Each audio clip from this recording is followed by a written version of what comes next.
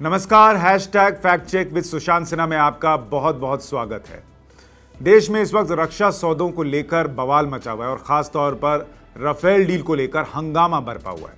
और इसीलिए आज के फैक्ट चेक में भी हम जो दूसरा एपिसोड लेकर आए हैं वो रक्षा सौदों से ही जुड़ा हुआ है। और आज हम फैक्ट चेक करेंगे देश में जो रक्षा सौदे हुए उसमें ऑफसेट कॉन्ट्रैक्ट को लेकर। ऑफसेट कॉन्ट्रैक्ट को मोटे तौर पर इस तरीके से पहले समझिए कि इस वक्त राफेल डील में जो विवाद है वो ये कि कैसे डसॉ एविएशन ने रिलायंस को अपना पार्टनर चुन लिया। इसे ही ऑफसेट कॉन्ट्रैक्ट कहते हैं, क्योंकि जब भी कोई रक्षा सौदा होता है तो भारत की सरकार ने यह नियम बनाया है कि जिस भी कंपनी को कॉन्ट्रैक्ट मिलेगा, जिस भी वेंडर को कॉन्ट्रैक्ट मिलेगा, उसे उस कॉन्ट्रैक्ट का 30% हिस्सा, कम से कम 30% हिस्सा भारत में निवेश करना होगा, उस रकम को निवेश करना होगा ताकि भारत का फायदा हो सके, ताकि भारत को टेक्नोलॉजी के लिहाज से आगे बढ़ने में मदद मिल सके। और अगर एक्सपोर्ट इंपोर्ट की बात करें, क्योंकि पहले डिफेंस प्रोक्योरमेंट प्रोसीजर नहीं था तो उसमें एक्सपोर्ट इंपोर्ट की बात होती थी, फॉरेन डायरेक्ट इन्वेस्टमेंट की बात होती थी, तो भारत में निवेश आ सके, नौकरियां बेहतर हो सके, तो यह फायदा ढूंढा जाता था। तो ऑफसेट कॉन्ट्रैक्ट की हम आज बात करने वाले हैं कि राफेल में जिस रिलायंस की बात हो रही है वैसे ही दूसरे रक्षा सौदों में भी ऑफसेट कॉन्ट्रैक्ट हुए। और जब हमने उनका फैक्ट चेक किया तो हमें क्या सामने आया, आज आपके सामने वो रखने वाले हैं। सबसे पहले आपको बताते हैं कि राफेल सौदा होने के पहले दिसंबर 2014 तक भारत में 25 ऑफसेट कॉन्ट्रैक्ट साइन हुए थे, जिसमें 16 एयरफोर्स के थे, 6 नेवी के और 3 आर्मी के। और इनकी कुल लागत अगर आप मिलाइएगा तो वो करीब करीब 29,000 करोड़ के आसपास बैठती है। अब इन ऑफसेट कॉन्ट्रैक्ट में अगर सब कुछ ठीक था नहीं ठीक था, इसकी जांच की जाए तो क्या सामने आता है। हम शुरुआत थोड़ा पीछे जाकर करते हैं, बोफोर्स से शुरुआत करते हैं, क्योंकि इस देश में सबसे ज्यादा हंगामा अगर किसी रक्षा सौदे को लेकर मचा तो वो बोफोर्स तोप के रक्षा सौदों को लेकर था, जिसमें दलाली खाने का आरोप लगा। लेकिन सवाल यह है कि बोफोर्स में अगर ऑफसेट कॉन्ट्रैक्ट साइन हुआ तो उसमें क्या हुआ, क्या देश को कोई फायदा हुआ था उस वक्त। सीएजी की रिपोर्ट, सीएजी वो संस्था है जो इस देश में तमाम जो सौदे होते हैं या जो लेन देन की व्यवस्था होती है उसमें जांच करती है कि कहीं कोई गड़बड़ी तो नहीं है, तमाम ऑडिट रिपोर्ट तैयार करती है। उस सीएजी ने बोफोर्स सौदे को लेकर क्या कहा है जरा आपको पढ़कर सुनाता हूं। उस वक्त जो ऑफसेट कॉन्ट्रैक्ट था वो आज की स्थिति में नहीं था। उस वक्त एक्सपोर्ट और इंपोर्ट की बात होती थी कि अगर हमने आपसे रक्षा सौदा किया है तो आप हमारे यहां निवेश करेंगे और उसके लिए एक्सपोर्ट की व्यवस्था भारत के लिए आप करेंगे कि भारत का सामान जो है वो एक्सपोर्ट हो सके। सीएजी की रिपोर्ट कहती है कि traditional items constituted 59% of the exports of over ₹207 crore during April 1987 and June 1989 under the contract counter trade clause. यानी जो काउंटर ट्रेड होना था, यानी आपके यहां से हमने बोफोर्स तोप खरीदी, आप हमारे यहां से सामान जो है वो एक्सपोर्ट करेंगे, हम आपके यहां आपके देश में एक्सपोर्ट करेंगे, उसमें 59% आइटम वो थे जो कि रोजमर्रा की स्थिति में या अमूमन एक्सपोर्ट ऑलरेडी किए जा रहे थे स्वीडन में। यानी देश को जो फायदा होना था वो फायदा नहीं हुआ। और ये आइटम कैसे थे, कैश्यू कर्नल्स, मीट, इस तरीके की चीजें जो हैं वो एक्सपोर्ट कर दी गई, ये दिखाने के लिए कि ऑफसेट कॉन्ट्रैक्ट का ऑब्लिगेशन पूरा किया जा रहा है। अगली बात सीएजी इसमें लिखती है, the objective of generating additional exports to Sweden was not fulfilled as the total exports to Sweden had declined in 1988-89 compared to 1987-88। यानी 87-88 में भारत जो स्वीडन को एक्सपोर्ट कर रहा था उससे भी कम एक्सपोर्ट हुआ 88-89 में। यानी ऑफसेट कॉन्ट्रैक्ट इसलिए था कि भारत को फायदा हो सके, आप ज्यादा सामान एक्सपोर्ट कर सके, भारत को ज्यादा लाभ मिल सके। लेकिन यहां तो स्थिति पलट गई और उस वक्त की सरकार ने इसको देखा नहीं, इसकी अनदेखी की। यह सीएजी की रिपोर्ट में साफ साफ लिखा है। और अब बात करते हैं मौजूदा ऑफसेट कॉन्ट्रैक्ट की। आप कह सकते हैं ऑफिशियली जो एक गाइडलाइन तैयार की गई ऑफसेट कॉन्ट्रैक्ट को लेकर जो कि डिफेंस में होनी थी वो 2005 में हुई, जब डिफेंस प्रोक्योरमेंट प्रोसीजर 2005 गाइडलाइन को जारी किया गया। और इसमें बताया गया कि आप किसी भी रक्षा सौदे को करेंगे और उसकी कीमत अगर 300 करोड़ से ज्यादा की है तो उसमें ऑफसेट कॉन्ट्रैक्ट साइन होगा और 30% की रकम भारत में निवेश होनी होगी। लेकिन वो किसी सिविल कंस्ट्रक्शन के लिए नहीं होगी, बल्कि रक्षा के क्षेत्र में भारत को लाभ मिल सके, टेक्निक का ट्रांसफर हो सके, ऐसी चीजों में आप इन्वेस्ट करिएगा ताकि भारत जो है वो रक्षा के सौदों के लिहाज से भी अपने आप को मजबूत बना सके और भारत को ज्यादा से ज्यादा फायदा हो सके। अब पहली जो ऑफसेट डील पर सवाल उठा वो 2010 की सीएजी रिपोर्ट में मिलता है। उस वक्त एक फ्लीट टैंकर खरीदने को लेकर, प्रोक्योरमेंट को लेकर सौदा हुआ। इसमें सीएजी क्या कहती है, ये बहुत अहम है। सीएजी इसमें कहती है, the report observes that the tanker purchase did not translate into full offset benefits for the Indian industry, as the concerned authorities failed to seek offsets for the full value of the contract. अब CAG की report इसमें विस्तार से ये बताती है कि जब आप किसी कॉन्ट्रैक्ट को साइन करते हैं और उसके 30% हिस्से का भारत में निवेश होना है, तो जो पूरा निवेश का हिस्सा था वो इसमें इवैल्यूएट ही नहीं किया गया। और ये गलती हुई अथॉरिटीज की वजह से, ये गलती हुई जो कॉन्ट्रैक्ट की शर्तें थी उसमें कमी होने की वजह से, और नुकसान भारत को हुआ। इसमें बेस और डिपो स्पेयर्स की जो कीमत थी उसको जोड़ा ही नहीं गया और इसीलिए भारत को एक बड़ी रकम, करोड़ों की रकम का नुकसान हुआ जब इस डील में ऑफसेट ऑब्लिगेशन पूरी करने की बात आई। इतना ही नहीं, इस डील में मैं आपको एक खास बात और बताना चाहता हूं, यह ऑफसेट से थोड़ा हटकर है। इस डील में कई कंपनियां थीं जिन्होंने अपनी तरफ से पेशकश की कि वो इस डील में शामिल होना चाहती हैं फ्लीट टैंकर को लेकर, और उनमें से एक कंपनी जिसे बाद में ये सौदा मिला वो थी इटली की कंपनी फिनसेंटियरी। अब इसमें सीएजी साफ साफ ये कहती है कि आरएफपी, रिक्वेस्ट फॉर प्रपोजल, यानी जब भी आप कोई रक्षा सौदा करते हैं उसमें एक रिक्वेस्ट देते हैं कि मुझे ये चीजें चाहिए। सीएजी की रिपोर्ट कहती है कि fleet tankers being constructed by a foreign vendor, जो कि इटली की कंपनी फिनसेंटेरी है, did not meet the specifications of the steel as envisaged in the RFP. यानी जो साफ साफ बताया गया था कि हमें इस तरीके की स्टील की जरूरत है इस टैंक को पुख्ता बनाने के लिए, वो उस डील में थी ही नहीं। फिर भी इटली की इस कंपनी को सौदा दे दिया गया। आगे देखिए सीएजी क्या लिखती है। सीएजी साफ साफ लिखती है कि out of the 3 firms only ROE offered a technical proposal for using DMR 249A, ये स्टील का प्रकार है, और equivalent steel. The offer of HHIL was rejected due to non-compliance with RFP provisions which included non-usage of DMR 249A steel। यानी CAG ये कह रही है कि दूसरी कंपनियों ने कहा कि हम 249A स्टील जो है वो यूज नहीं करेंगे, तो उनका कॉन्ट्रैक्ट रद्द कर दिया गया। लेकिन फिनसेंटियरी का प्रपोजल जो है वो stated to be compliant with the RFP conditions. However, the firm proposed to use DH36 steel in place of DMR 249A steel। यानी जिस शर्त को बताकर दूसरी कंपनियों का जो सौदा था वो रद्द कर दिया गया, उनकी जो पेशकश थी वो रद्द कर दी गई, वही कंडीशन होने के बावजूद इटली की इस कंपनी को रक्षा सौदा दे दिया गया फ्लीट टैंकर का। अब इसके पीछे वजह क्या थी?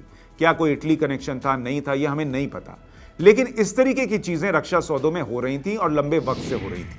अगली बात या अगला सौदा जिस पर सीएजी ने सवाल उठाए वो ऑगस्टा वेस्टलैंड हेलीकॉप्टर्स को लेकर था, जिसको लेकर इस देश में बहुत हंगामा हुआ और बाद में वो रक्षा सौदा रद्द करना पड़ा, तमाम जो घोटाले के आरोप लगे उसको लेकर।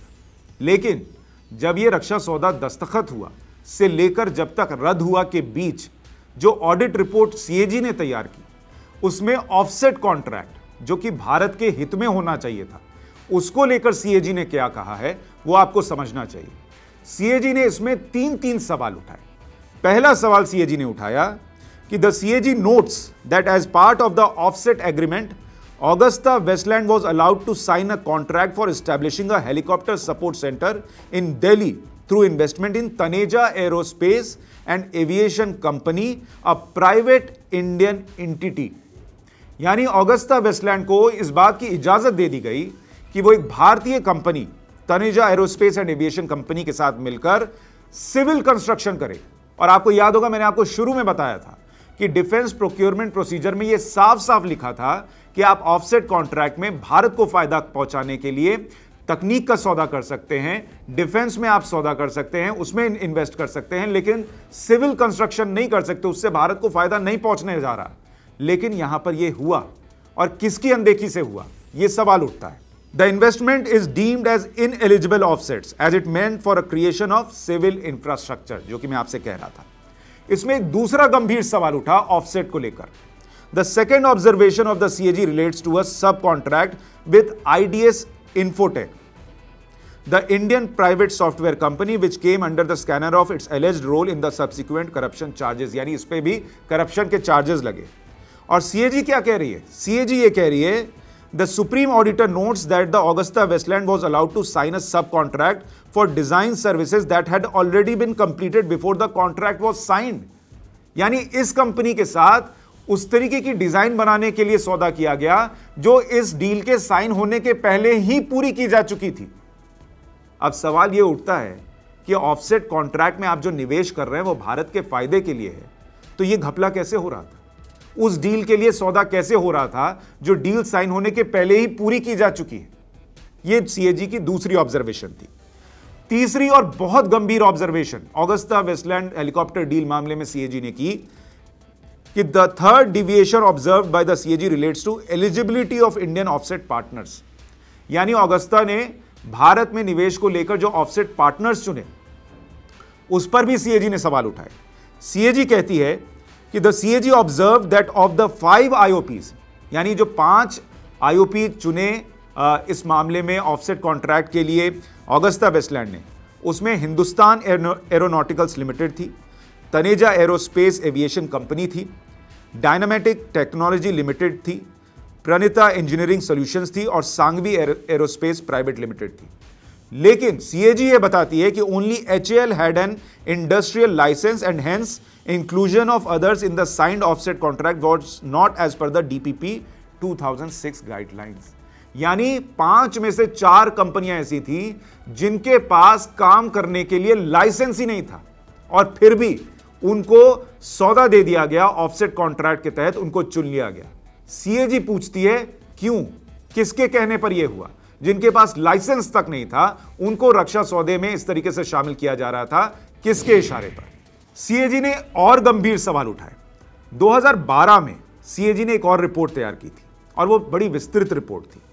उसमें सीएजी बताती है कि किस तरीके से अलग अलग कंपनियों को फायदा उठाया गया, माफ कीजिएगा, फायदा पहुंचाया गया नियमों की अनदेखी करते हुए, और या कहिए कि नियमों की धज्जियां उड़ाते हुए।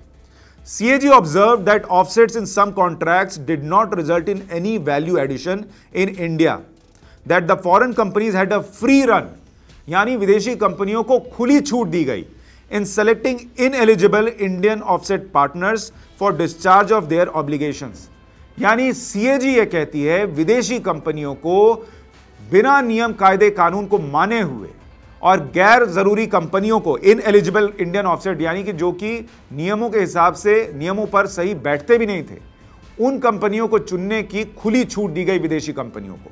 सीएजी ये बताती है, as per the DPP 2006 guidelines any Indian offset partner is required to have an industrial licence, जो कि मैं आपको बता रहा था उसकी भी धज्जियां उड़ी, and it's foreign equity exposure must not exceed 26%। यानी जिस कंपनी में वो विदेशी कंपनी निवेश कर रही है उसमें उसका हिस्सा 26% से ज्यादा नहीं होना चाहिए। अब सीएजी जो बताती है वो सुनिए।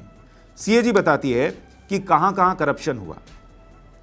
इन the contract for upgradation of 63 MiG-29 aircraft, इसमें जिसमें कि ऑफसेट लायबिलिटी $308 मिलियन की थी, the Russian company was allowed to choose Prescient Systems and Technologies Private Limited, which as noted by the CAG was a foreign company।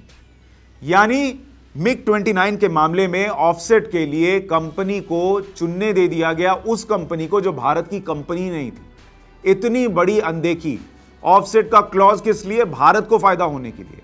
चुनी कौन सी company जा रही है जो भारत की है ही नहीं और उसमें निवेश हो रहा है और तमाम लोग आंखें मूंद कर बैठे हुए हैं। अगली बात सीएजी कहती है, in the procurement of low level transportable radar, LLTR जिसे कहते हैं, the French company Thales was allowed to have Thales International India, its 100% Indian subsidiary, as its Indian offset partner to discharge a part of its total offset obligation of $34.8 million. यानी Thales company जो है उसको अपनी ही वो company जिसमें उसने 100% निवेश किया है और सीमा कितनी थी 26% की, उसके जरिए ऑफसेट कॉन्ट्रैक्ट में निवेश करने का मौका मिल गया। यह भी नियमों की धज्जियां उड़ाने जैसा था। तीसरी बात सीएजी कहती है, in the case of euro 159.3 million fleet tanker contract, जिसके बारे में मैं आपको शुरुआत में बता रहा था, फिनसेंट्री उसको मौका दिया गया, जैसा मैंने आपको शुरू में बताया था, 4 ऐसी कंपनियों को चुनने का जिनके पास लाइसेंस ही मौजूद नहीं था। तो इस तरीके से देश के नाम पर यह सब कुछ हो तो रहा था, देश के नाम पर, लेकिन किसके लिए फायदा हो रहा था वो सीएजी अपनी रिपोर्ट में बार बार याद दिलाती रही, बताती रही। इतना ही नहीं, सीएजी आगे लिखती है कि the auditor observe that Boeing's offset, यानी बोइंग के साथ जो करार हुआ था, बोइंग बड़ी कंपनी है, उसके साथ जो ऑफसेट करार हुआ था, that were in the form of safety, reliability and airworthiness seminar. मतलब देश को फायदा पहुंचाने के लिए जहां आपको रक्षा के क्षेत्र में निवेश करना था, यहां दिखाने के लिए क्या हो रहा था, सेमिनार आयोजित किए जा रहे थे। Establishment of fire finder classroom वहां पर बनाए जा रहे थे, ऑर्गेनाइज किए जा रहे थे। Transfer of metallurgy and hydraulic lab facilities वहां पर व्यवस्थित की जा रही थी। Composite manufacturing, assembly, tooling, mobile broadband, friction stir welding and aerostructures, tools and processes, जो कि होने ही नहीं थे, इन तमाम कामों को दिखा दिया गया कि ऑफसेट कॉन्ट्रैक्ट के तहत इनमें पैसा निवेश किया जा रहा है। यानी नियम कुछ और काम कुछ और, यह चल रहा था। यानी मोटे तौर पर आप इसको ऐसे समझिए कि इस देश में नियम बनाया गया ऑफसेट कॉन्ट्रैक्ट का कि भारत जो है वो बड़े बड़े रक्षा सौदे कर रहा है और आयात कर रहा है, तो भारत को भी फायदा होना चाहिए और भारत में भी निवेश होना चाहिए। लेकिन सीएजी की रिपोर्ट यह बताती है कि 2005 से लेकर 2014 के बीच जो ऑफसेट कॉन्ट्रैक्ट्स हुए उसमें नियमों की धज्जियां उड़ी, नियमों की अनदेखी हुई, और जो सब कुछ भी भारत के फायदे के लिए था उसमें भारत का फायदा बहुत कम हुआ। हालांकि बाद में सीएजी की इन तमाम रिपोर्ट्स को देखकर कुछ बदलाव किए गए डीपीपी में और कुछ कंपनियों पर जुर्माना लगाया गया। लेकिन सवाल यह उठता है कि जब यूपीए की सरकार थी तो इतनी कमजोर नीतियां क्यों थी, ये अनदेखी क्यों थी, और आंखें किसके कहने पर बंद की जा रही थी। आज भी जो सवाल उठ रहे हैं ऑफसेट कॉन्ट्रैक्ट को लेकर, सरकार उस पर जवाब दे रही है। उस पर फ्रांस की सरकार ने जवाब दिया है, राफेल डील में डसॉ एविएशन ने जवाब दिया है। लेकिन सवाल तब भी उठे थे, सवाल आज भी उठे। खैर, आज के इस फैक्ट चेक में इतना ही, लेकिन मैं आपको याद दिला दूं कि हम अलग अलग विषयों पर विस्तृत रिसर्च के साथ आपके सामने आते रहेंगे। आप हमसे जुड़ सकते हैं, मुझे ट्विटर पर फॉलो कर सकते हैं @सुशांत बी सिन्हा के जरिए, या फिर आप यूट्यूब पर इन खबर को फॉलो कर सकते हैं। और जैसे ही आप इन खबर को सब्सक्राइब करेंगे, अगला वीडियो जैसे ही आएगा आपको पता चलेगा। आप ट्विटर और फेसबुक के जरिए भी इन खबर से जुड़े रह सकते हैं और हमारी अपडेट हासिल कर सकते हैं। आज के लिए इतना ही, नमस्कार।